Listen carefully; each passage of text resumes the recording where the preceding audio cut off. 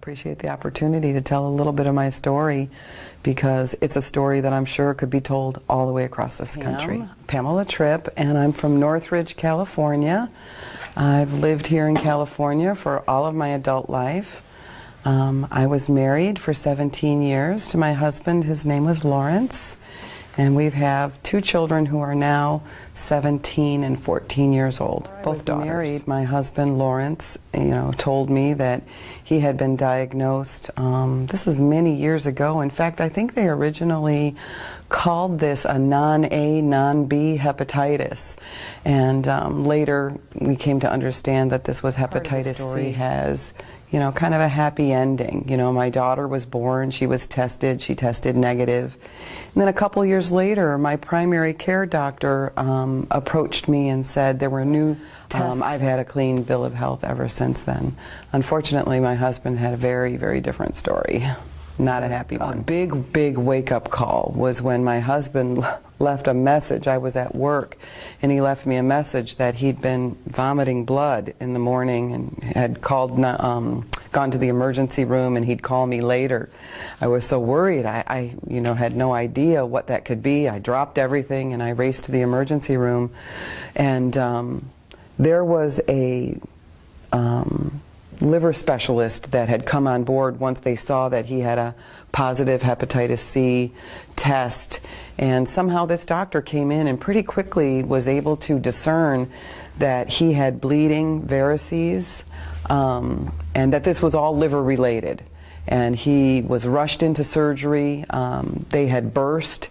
He was successful, and that really started, in my mind, the whole train running for the hepatitis C, seeing doctors, follow up from that. And he started living with his healthcare providers after that point in time. Between then and what happened 2 years ago was a lot of visits to the doctor and trying to explain to him complicated medical issues was really difficult for us. And then he would come home and I would get it secondhand, and I would get on the internet and try to read up and understand what bleeding varices meant, what viral loads meant, what all these numbers they were throwing, different kinds of tests on the liver and CAT scans, and it was an awful lot to absorb in the middle of having a very busy life, raising two kids, both of us working, but trying to preserve his life. He told me many times back then that he would do anything to be able to stay alive to see his daughters grow up. And so he was at the doctor's all the time. And so the interferon treatments did not work for him.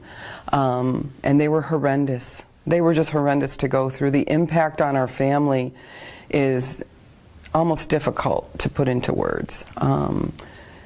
You're edgy,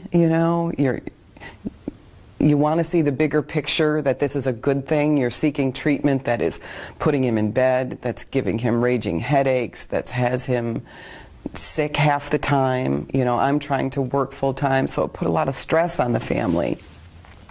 Trying to protect our young daughters from really, we don't want them to know anything that serious is wrong, so you're trying to keep things, running as normal as possible for the children.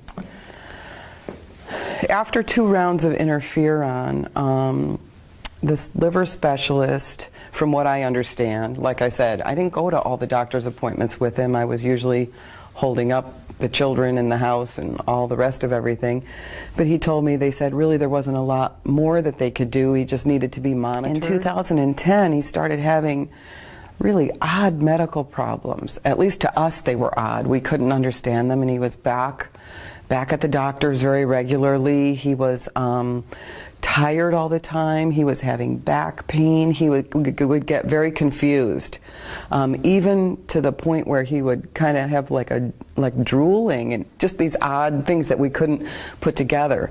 But after a few visits, his primary care said, I think that this is related to your liver. And we went to the liver specialist to get the results of this scan, and he had 7 tumors, cancerous tumors in his liver. and the scan showed that it had already spread outside the liver by the time they discovered it. They explained that this was directly a result of hepatitis C. I know that this is something that could happen, but I can tell you in our daily life, it wasn't really a reality. We didn't live day by day like, oh my God, he could get cancer. It just seemed like if something like that was going to happen, it would get caught early.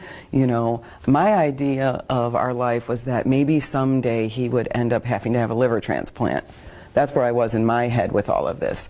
Really, emotionally, mentally, physically, completely unprepared for this news from the doctor. And I could tell by the way she presented it, because she was almost in tears when she was telling us, because it was presented as anything. He was going to make sure he raised these 2 kids we had. It was beyond uppermost in his mind. He loved these kids. He loved me, but he loved these kids. They were close. He was the dad who picked him up from school every day. He was the dad who was on the job. I was the one with the big job in downtown LA, and so he was more than a hands-on father with them, but it was not to be. It was not to be. Within a very short amount of time, I don't know, a month maybe, we made the decision to bring hospice into the house. And, that's where the rest of the story unfolds. And it was horrendous. I thought my personal pain was only able to be set aside by me because I had to take care of those 2 kids. I had to find a way. I walked away from my job, which worked out. They were very supportive, but so that I could come home and take care of him and take care of these children. My youngest daughter was 12 and the oldest one was 15.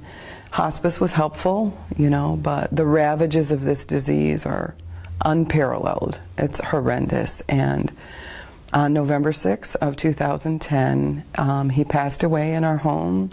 He passed away in the master bedroom, in the bed that we shared for 17 years. This is where hepatitis C took me and my children and took him. I don't know if Hep C suffers from bias like HIV did when it first came out. So maybe it's considered a disease of IV drug users or people that are somehow, not worthy. That's ridiculous. My husband was clean and sober for 28 years when he died. He lived a worthy life, and he's not alone.